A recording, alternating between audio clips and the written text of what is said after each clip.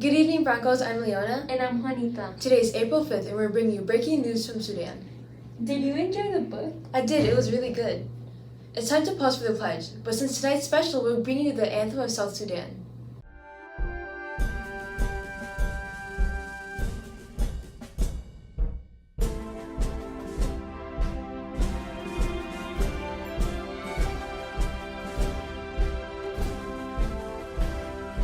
نحن جند الله جند الوطن ادعى داعي الفداء لن نخن نتحدى الموت عند المحن نشتري المجد بأغلى ثمن هذه الأرض لنا فليعش سوداننا علما بين الأمم يا بني السودان هذا رمزكم يحمل العبء ويحمي أرضكم. What's up, Broncos? Here's what's happening in South Sudan. Drinking clean water is important. Clean water is better for human health and better for farming and growing food. It also reduces the cost of getting sick from water, and dirty and contaminated water can give you many diseases such as cholera and many more. So fill up that water bottle and stay hydrated, Broncos. Do you know that Sudan is the 15th largest country in the world? It's also the 3rd largest in Africa. Water for South Sudan is a non-profit organization that was founded in 2003 by Salvador. This organization gives water to developing cities in South Sudan. After he found out his father was still alive, he flew to South Sudan, which is where he found out the water was still infected with parasites. This encouraged him to start Water for South Sudan and to help hundreds of people along the way. Today, his team has drilled over 500 wells. How many rivers are in Africa?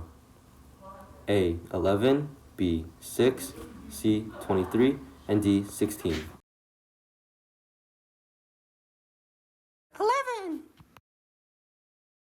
Here's how to say good evening in Arabic. مساء الخير. الإعراب عن التمنيات الطيبة للقاء أو الفراق خلال المساء. These are the top artists, albums, and songs in Sudan right now.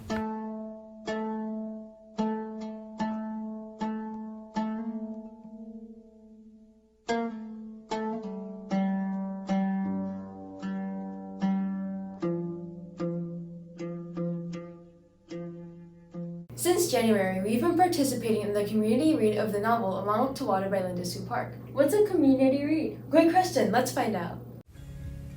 What is a community read?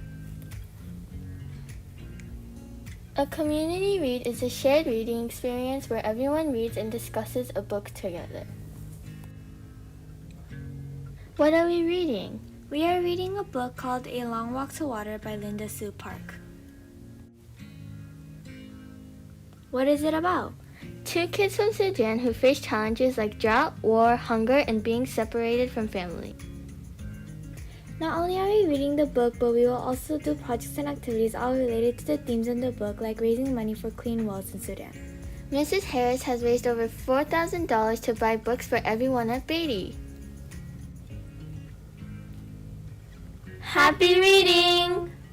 A Long Walk to Water is about two kids growing up in Sudan. It's full of action and conflict. It's like a movie, so we made a movie trailer for it.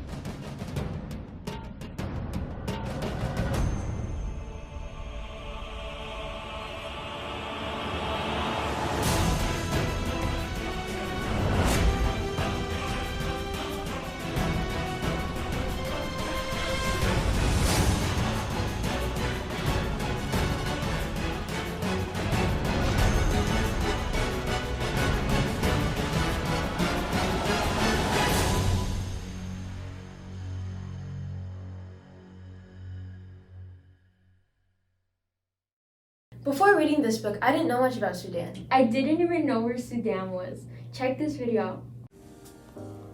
Where is Sudan?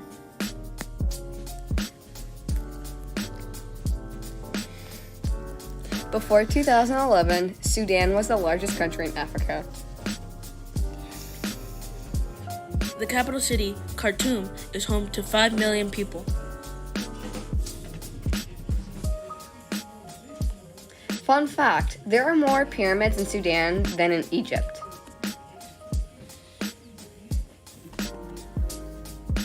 The Nile River runs through Sudan. The White and Blue Nile rivers meet in Khartoum. Fun fact, Sudan is a diverse country with over 400 languages spoken. South Sudan became an independent country in 2011. Fun fact, Carcade is a popular tea drink made from... Hold on. Since 2005, water for South Sudan has been drilled more than 500 wells, providing clean water to 325 people in South Sudan. Do you know who started it? Find out in A Long Walk to Water. In A Long Walk to Water, Salva runs into the bush after his village is attacked. Many children are separated from their families across Sudan. Our reporter Jigger is on scene right now with one of those lost boys. Let's check it out. Today we're here with a lost boy. Tell us about your village being raided. At first it was just a normal day, but then we heard a crack. Our teacher continued on with his lesson, but then we heard more gunfire and then we fled the school and the village. How did you survive after all that? Well, I found other people in my village who were able to flee and join their group. Rebels found us and we were forced to work and sleep in a barn, but after the first night, everyone was gone and the camp was abandoned. I would be shook into my core if I was you. But for Baby Bronco News, I'm Jigger. Thanks, Jigger. Being separated from family must have been so hard. Did you know that girls had to walk for miles to get water? Wow. I think Emily, our BBN reporter, is with one of those girls right now. Let's check it out. I'm here in southern Sudan in this very hot weather, and we're here with this young girl who's going to go get a bucket of water. How does it feel to walk a million miles? It is a struggle, but I am doing this for my family. It is important for us to stay hydrated. But isn't the water dirty? Yes, the water is dirty, and it gets my family sick, but it's the only water we have. When you come back from carrying the water, how do you feel? Sometimes I feel like passing out because of the hot weather and not staying hydrated, but I've gotten used to it. Are you the only person in your family going to get water? No, I walk with my sister, but my sister right now is sick from the dirty water, sadly. But don't you wish you could go to school and get an education? Yes, but instead I have the responsibility to walk to get water. It would be lovely, but I can't afford it. You're passionate and very determined. Good luck on your journey. We will keep on bringing you the latest from Sudan. For BBN Bronco News, I'm Emily Acosta. Thanks, Emily. BBN reporter Husan is also the boy that carried water. Let's go to that village. Today we are at the lake where women and children come here to collect water. Let's interview some people. What is the reason why you come here every day to collect water? We do this every day for our family because we don't have water at home. But we have to walk for 4 hours to this the lake for more. Usually my sister does this, but since she's sick, I'm here for her. Thank you for the answer. Let's interview another person, which is MJ. Please come here. Hello, person. Alrighty then. Alright. How much gallon do you carry every day? I can carry at least 5 gallons, but if I try, I could probably carry 7. Thank you for the answer, and that must be very hard for you. I am Gisan Ro, and then this is my interview. See you next time. Bye. Thanks, Susan. From a lack of water to too much of it, we're getting reports of refugees crossing the Nile River near the border with Ethiopia. Let's find out what's happening. Today we're at the Nile River with someone who survived from being attacked from alligators and shooting from the Ethiopia border. How did you survive? I was terrified, but I remember my family and my friends, and I made it out alive. And I followed a group of men. Your own story, but tell me why this happened. The rebels made us, and if we didn't, they shot us. So I went us. Thank you for your story, but can I ask where you will be going next? Well, I don't know. I'll keep following them until I find a new family. We will keep you updated on this journey. Now back to you. Thanks, Daniel. Wow, how terrifying. Let's hear more from our reporter, Junior. On the Nile River, where these vicious crocodiles are looking very hungry and ready to eat anything in its path. What happened? Well, we were chasing to the river to leave Ethiopia. Oh my gosh, how did you guys cross the river? We had to swim of some sort because we had no boats or anything to help us cross the river. It was very crazy. What kind of crazy?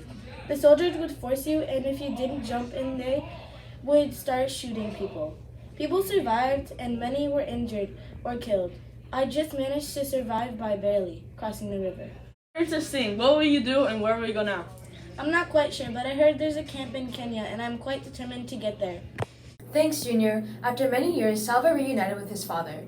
Our report is at the hospital where Salva's father recovered. We're here at a nearby hospital in Juba of southern Sudan.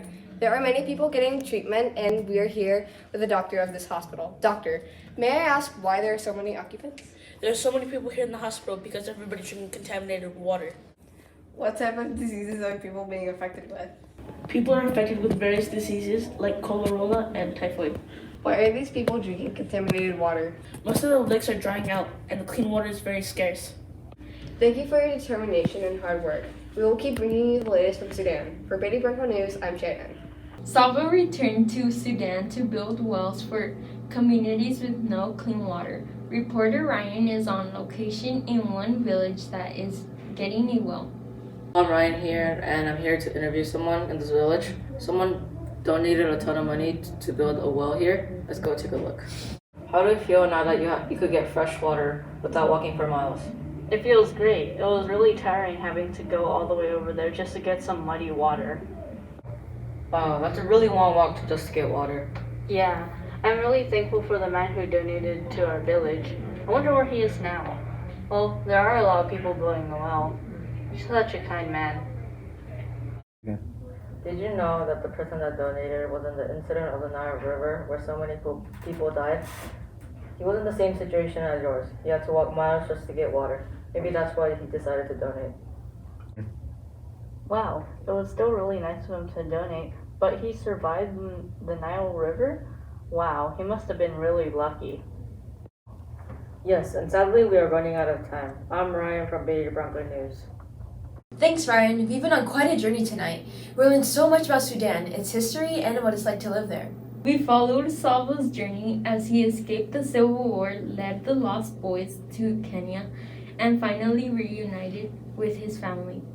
We also learned about Nia's experience as a girl who carried water for her family like many. Our community read Along Walk to Water has taught us a lot about life in another country, the importance of clean water, and how you can succeed and help others and don't ever give up. Thanks for joining our journey. Shout out to Mrs. Harris for raising over $4,000 to purchase the book Along Walk to Water for everyone at Beatty. Your efforts brought our community together so that everyone could enjoy the book. And shout out to Ms. Bogart for coordinating the exhibition of all projects in the Bronco Auditorium. For BBN Bronco News, I'm Leona. And I'm Juanita. Your future is what you make it, so make it a good one, Broncos.